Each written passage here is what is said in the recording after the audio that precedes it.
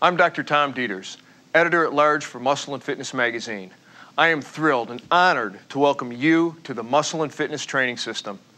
This series, developed by the world's leading cutting-edge sports medicine and bodybuilding experts, is devoted to showing you how to carve out exactly the physique you've always wanted, whether it's a strong, chiseled, lean body or the massive muscle of a champion bodybuilder.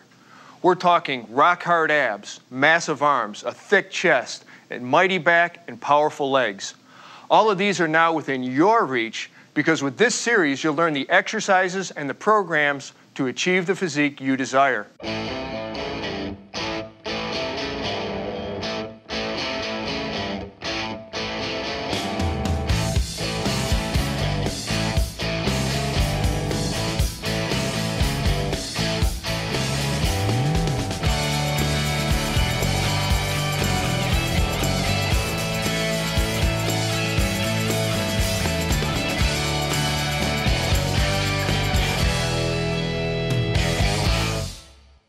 Ripped, sliced, 6-packs, 8-packs, whatever you want to call it, everybody wants them. Flat, strong, sexy, rippling abs that make you feel great and look attractive. Well, congratulations.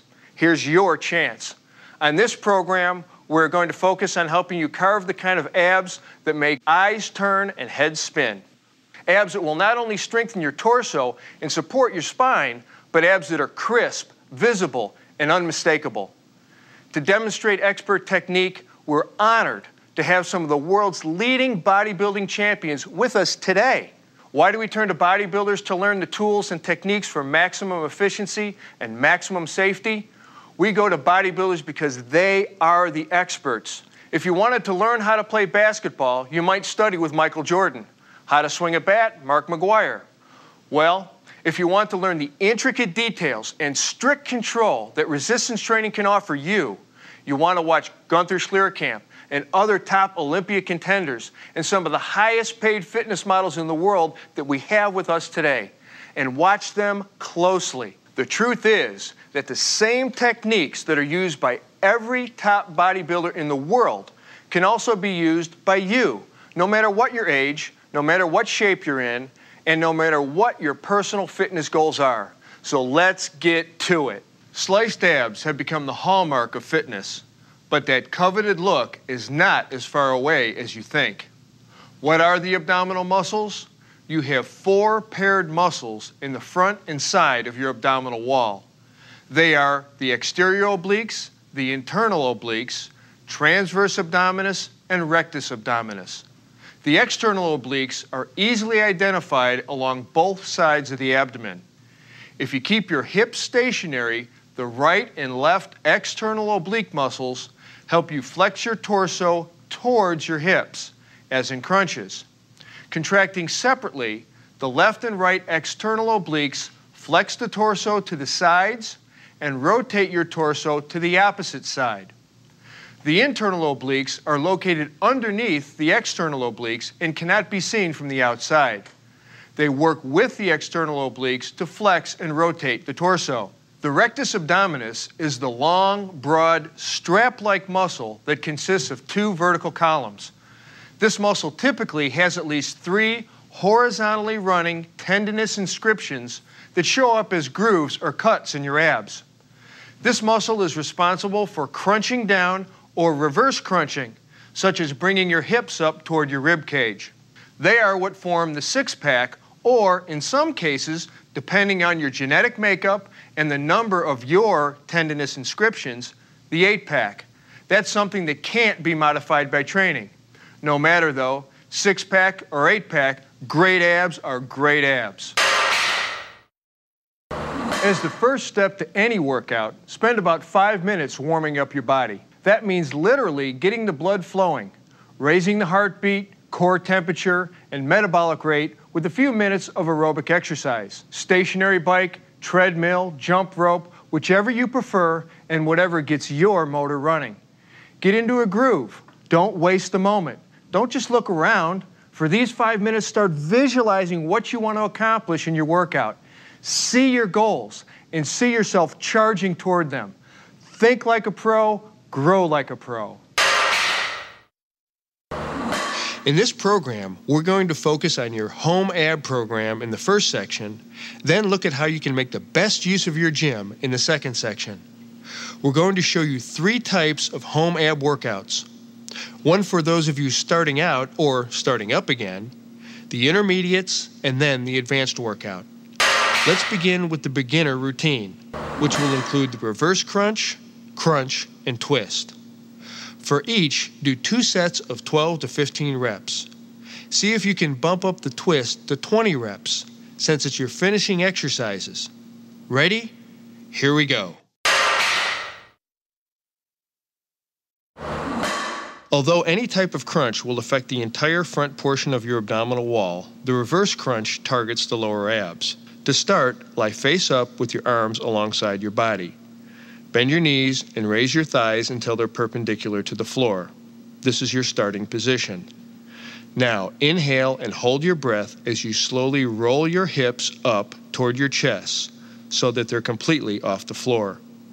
Keep your legs slightly bent, even as your knees come relatively close to your chest. Again, keep it smooth and controlled so that momentum isn't stealing the work that your contracting muscles should be doing. Now for the toughest part of the movement.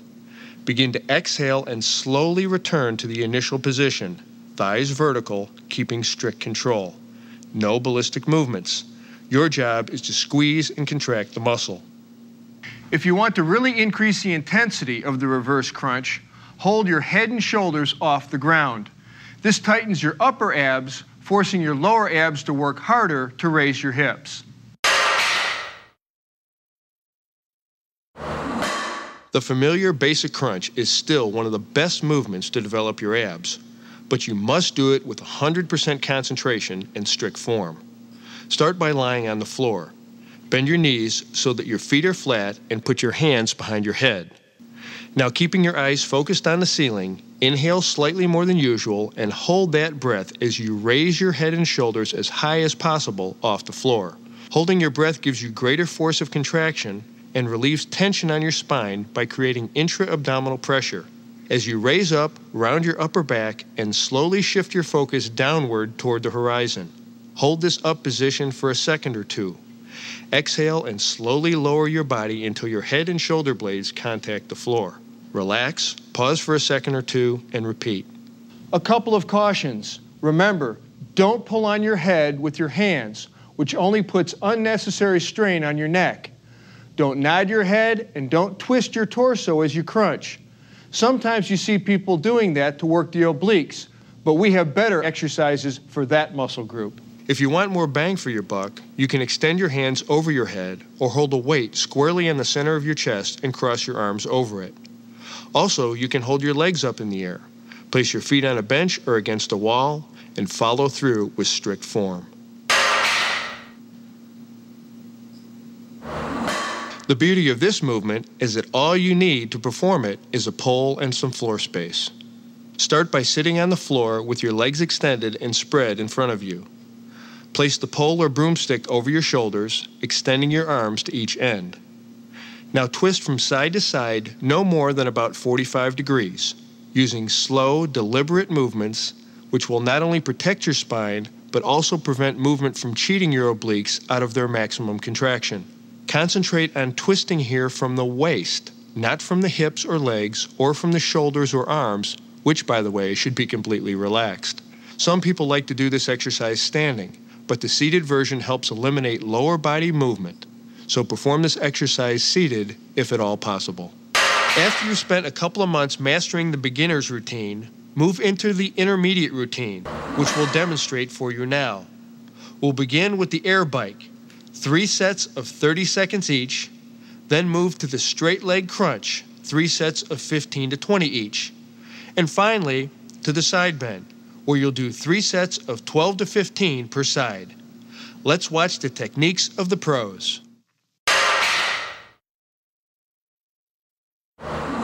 You've probably all seen the air bike, but you've probably seen it done incorrectly, as people tend to get carried away with the fun of the motion. When that happens, you end up replacing muscle-burning efficiency with momentum. The air bike works it all, uppers, lowers, obliques, so let's be sure to nail our technique. Lie on your back with your hands supporting your head. Raise your legs so your thighs are perpendicular and your lower legs are just above parallel to the floor. Inhale and hold the breath as you curl up. Bring your left elbow toward your right side while drawing your right knee in to meet it, as if riding a bike. Alternate sides, left, right, continuing the motion back and forth, breathing deeply and steadily. Staying with our focus on controlled motions, don't let your elbows flap across your body, but rotate your shoulder across in a smooth, focused movement. For the air bike, don't worry so much about speed, but concentrate on controlled motion and increasing your strength through more and more repetitions as you advance.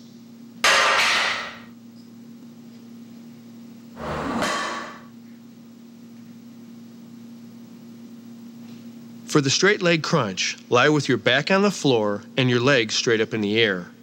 Then, with your arms extended in front of you, curl up to bring your shoulder blades off the floor and slowly squeeze as you reach for those toes. Hold this peak position for a second or two. Then slowly lower yourself back down to the starting position. Don't jerk your body or use momentum. Keep it smooth and controlled all the way through. If this one is a little too difficult for you at first, slide your glutes up against a wall and try it like that. After a few weeks, give it a go in the center of your room. It's a handy way to gauge your progress.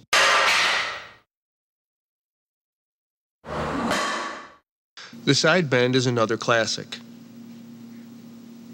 Stand straight with your feet shoulder-width apart and knees unlocked. Keep your back flat and your head forward. Place your free hand behind your head and take a dumbbell in your other hand. Not so heavy that it pulls you down and not so light that there's too little resistance. To begin, bend sideways at the waist, reaching toward the floor with your non-working elbow. The range of motion your spine allows is fairly limited, so you want to especially make sure that you are not overcompensating by swaying forward or back. Go slow and stay in control. Don't ever bend laterally more than about 45 degrees, because this can strain your spine and send you straight to your chiropractor. Do your complete set of reps on one side, then work the other, increasing or decreasing weight to increase or decrease difficulty. If you've mastered the intermediate routine over 6 weeks or more, then you're ready for following the advanced routine. This 4-exercise routine offers 4 amazing ab slicers. First, the V-up, 4 sets of 12 to 15 reps. Then the crunch, 4 sets of 15, compounded with the hip thrust, 4 sets of 15, and then finally the oblique crunch, 4 sets of 15 to 20. Ready? Great. The V-up works both your upper and lower abs. Efficiency here depends on slow, controlled, straight back motions. Take your start position, lying on the floor, legs straight, and arms close to your sides. Now bring your shoulder blades a few inches off the floor while simultaneously bringing your feet up to roughly the same height. Inhale and hold your breath, then contracting your abs, crunch up slowly with your upper abs, reaching to touch your toes, while raising your legs high at the same time. Exhale and hold this position for about 2 to 3 seconds, then slowly lower your upper torso and your legs at the same pace. If holding your legs straight is too difficult at first, here's an alternative. As you raise your upper body into a crunch, pull your knees into your chest like this. Just keep it slow, steady, and deliberate with focus on technique every inch of the way. Later, you can straighten your legs as you become stronger. We return now to the basic crunch that we performed in the starting up workout at the beginning of this program. But here we'll compound it with the hip thrust exercise. First, let's review the crunch. Start by lying on the floor. Bend your knees so that your feet are flat and put your hands behind your head. Now, keeping your eyes focused on the ceiling, inhale slightly more than usual and hold that breath as you raise your head and shoulders as high as possible off the floor. Holding your breath gives you greater force and relieves tension on your spine by creating intra-abdominal pressure. As you rise, round your upper back and slowly shift your focus downward toward the horizon. Hold this up position for a second or so.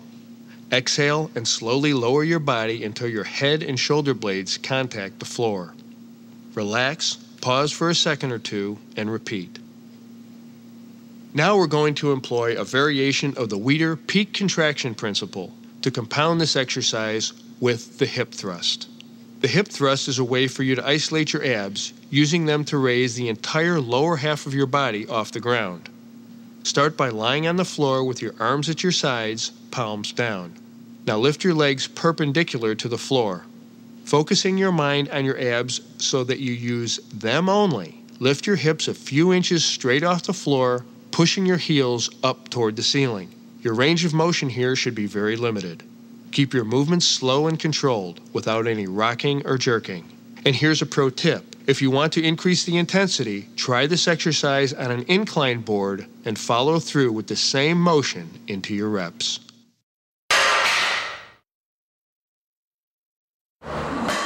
The obliques control the rotation and flexion of your torso and are key for overall ab symmetry and strength. You're going to start by lying on your back with your shoulders flat on the floor.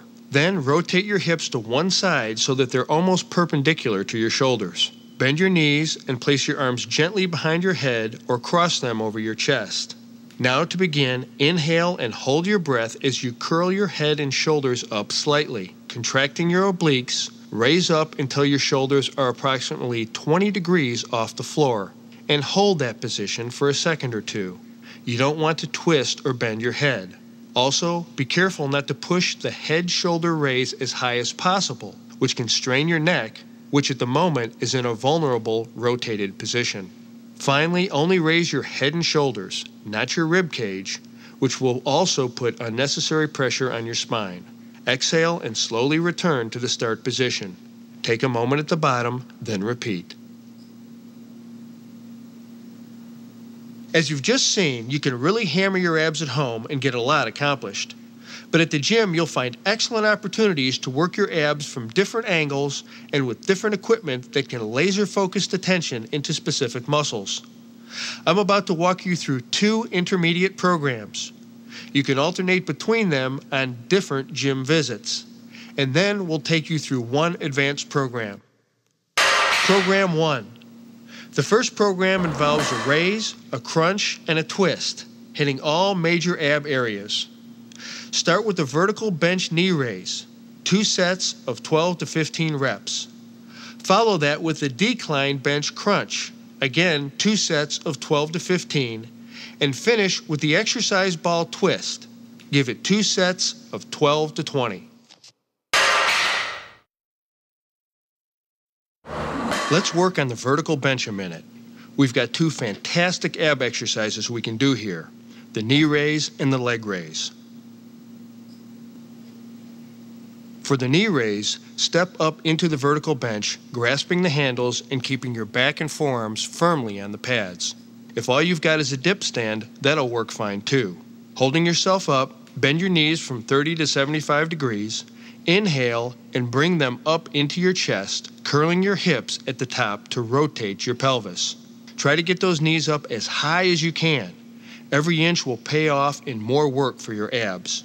At the top of the movement, contract hard, hold there for a second, then slowly lower your knees all the way down until they are straight again, and repeat. What you don't want to do is swing. Momentum here is the enemy, as it robs you of exercise intensity.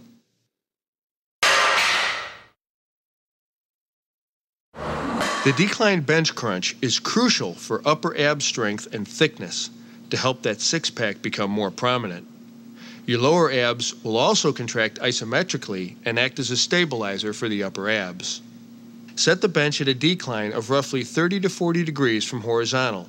Or, if you're just starting out, begin with a 10-degree angle and increase the angle later on as your abdominal strength improves. Secure your feet under the foot pads and lie face up with your torso, shoulder, and head in contact with the bench.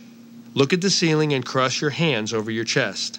To begin, inhale and hold your breath as you contract your abs, lifting your whole upper body off the bench. As you rise, curl up, contracting those abs, shifting your gaze now to the horizon. Your head should remain neutral throughout the movement. No nodding or bobbing. Hold this position for a moment as you exhale, Then lower your torso. You want to keep the tension on your abs during the entire up and down movement, so do not allow your shoulders or head to touch the bench between reps. And for you extremists out there, you may want to increase the angle past 45 degrees, but I don't recommend it. There's no need to increase the blood pressure in your head. If you want to work your abs harder, put your hands behind your head, never pulling on your neck, and focus on curling your shoulders up, and then do exactly the same movement. That's plenty of intensity to develop great abs.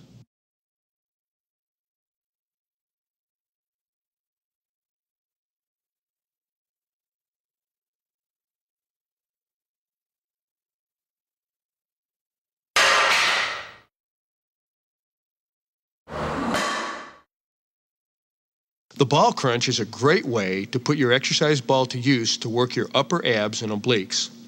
Start by sitting on top of the exercise ball and place your feet flat on the floor. Slide forward slowly, rolling the bottom half of your glutes off the ball until your lower back is centered atop the ball. Now place your hands lightly behind your ears, inhale slightly more deeply than normal, and without pulling on your head, crunch forward and squeeze your abs, rotating one elbow toward the opposite knee on the way up. At the top of the movement, hold the position, squeezing those abs, and then return back to the start position, rotating your body slowly and deliberately. Pause only for a second or two at the bottom, and repeat, focusing on that side of your body. Only when you finish the reps in that set should you work the other side.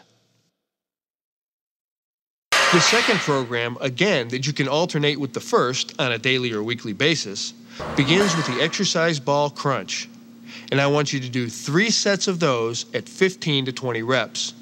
Then we'll move into the vertical bench leg raise, 3 sets of 15 to 20, and finally the decline bench twisting crunch for 3 sets of 15 to 20.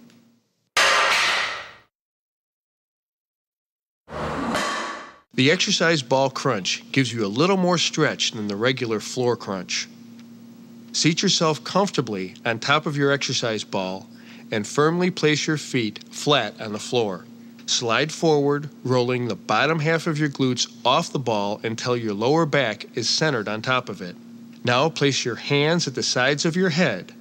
Don't grab and pull on your head, just rest your hands gently on the back of your skull. Now, inhaling and holding your breath, crunch your upper body forward, making sure your abs are doing the work, lifting your shoulders up and forward towards your hips. When you reach the top of the movement, which is as vertical as you can get without falling off your ball, exhale and lower your torso back down again.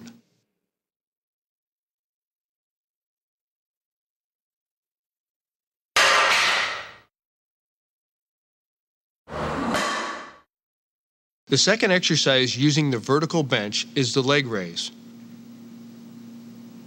Again, step up into the vertical bench, grasp the handles, and keep your back and forearms firmly on the pads. Extend your legs, keeping them bent slightly to avoid stressing your lower back. Now, inhaling, curl your hips slowly to rotate your pelvis and bring your legs up as high as you can. Remember, every millimeter you can squeeze out on the way up will pay off for you in stronger abs.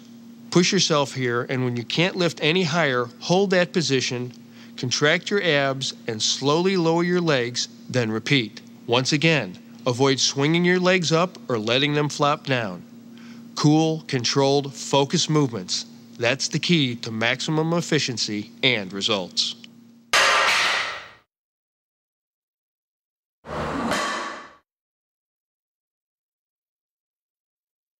To work your upper abs and obliques, adjust the bench so that your calves are resting on the pads and your ankles are snugly under the foot rollers.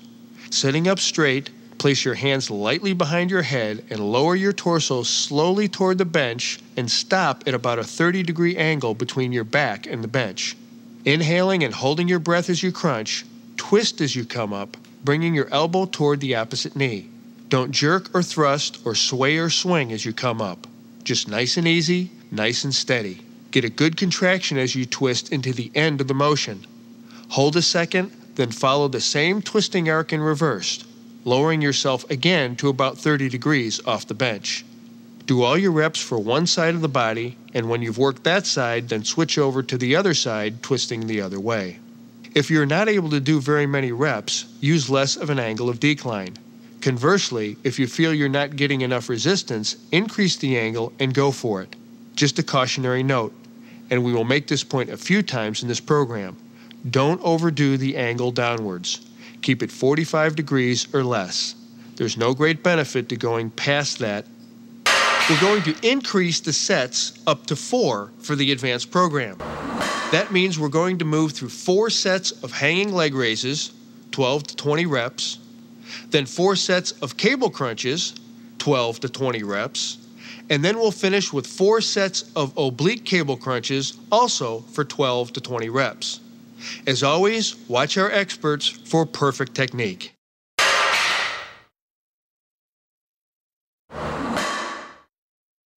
This is a great exercise. I love the hanging leg raise. Jump or step up into a high bar and hang freely, making sure your feet don't touch the floor. Inhale and hold your breath as you bring your legs slightly behind your body, then quickly but smoothly raise them forward and upward as high as you can. Keep your legs straight but not locked as you raise them. At their peak, slightly above parallel to the ground, hold the contraction for 1 to 2 seconds as you exhale. Then relax slightly as you return to the hanging starting position. Pause momentarily, then repeat. If this exercise is too hard at first, bend your knees a little bit more as you raise your legs. The key here to really work the abs is to lift high. Because until you hit 30 or 40 degrees here, your hip flexors are doing most of the heavy lifting. So lift your legs as high as possible. The cable crunch is great because it works your abs through a greater range of motion than the traditional crunch. Not only that, it focuses more on the abs while excluding other muscles like the hip flexors. To begin, stand facing a high cable pulley machine and grasp the handles of a rope attachment so that your palms face each other. Take a few steps back and kneel down about 3 or 4 feet away from the base of the machine. Your knees should form a slightly less than 90-degree angle. Try not to pop up too fast or sway out of this position through the exercise. Lean forward and slightly arch your lower back. Your torso should be almost parallel to the floor.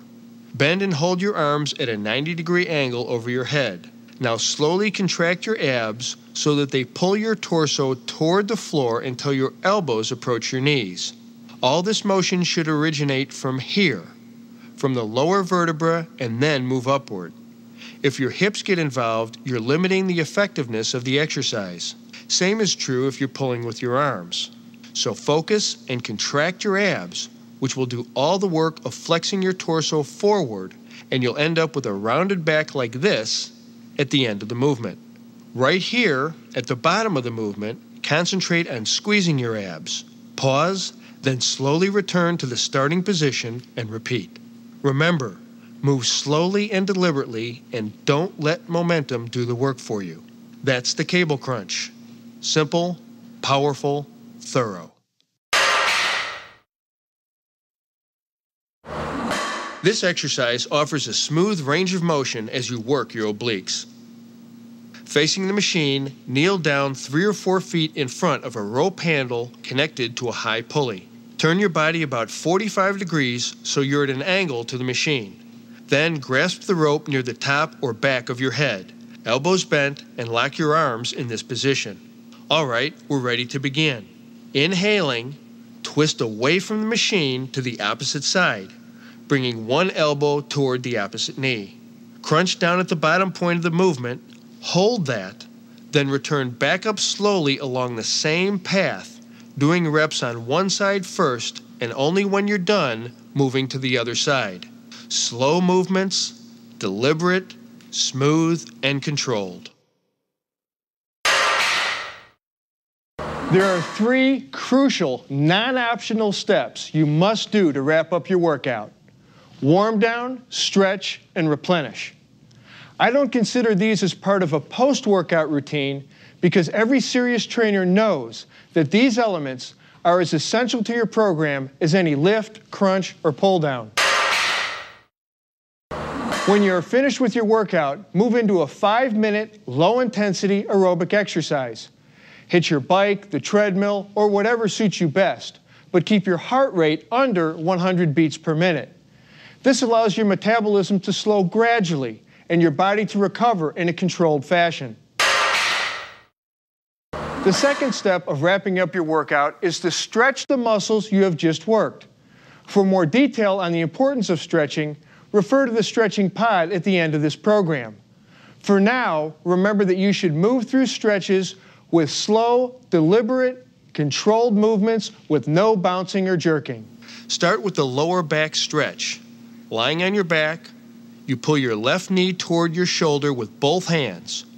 Hold for 30 seconds, release, return to start, then do the same with your right knee. Repeat 3 or 4 times for each leg. Now we do side bends to stretch the obliques. Slowly bending over to the right into a comfortable stretch, hold there for 15 to 30 seconds. Feeling the stretch the whole time, then return to upright. Repeat for both sides 4 times each. The spinal twist stretch helps untie your obliques and stretch your lower back as well. Lying on your side like this, twist your torso using your opposite arm on the knee until you feel the stretch in your side. Hold for 20 to 30 seconds. Do both sides 4 times. Excellent. Replenish your body right after you're finished training. See the nutrition segment of this program for more information.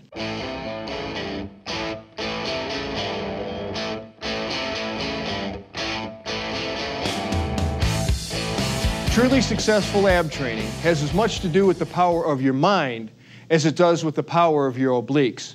With all the insight and expertise our team has brought to you throughout this series, I want to make sure that one critical point comes through loud and clear. Concentration means everything. Not just physically concentrating tension in your muscles, but mentally concentrating on technique, preparation, nutrition, and very importantly, on staying motivated. What motivates the most successful resistance trainers? You might think the kind of abs you see every month in Muscle and Fitness, or increased athletic skill, or weight loss, or improved metabolic health. Sure, all these things go a long way, but true motivation, the kind of motivation that will stay with you through the hard times when the results aren't showing up quite as fast as you would like, comes from here.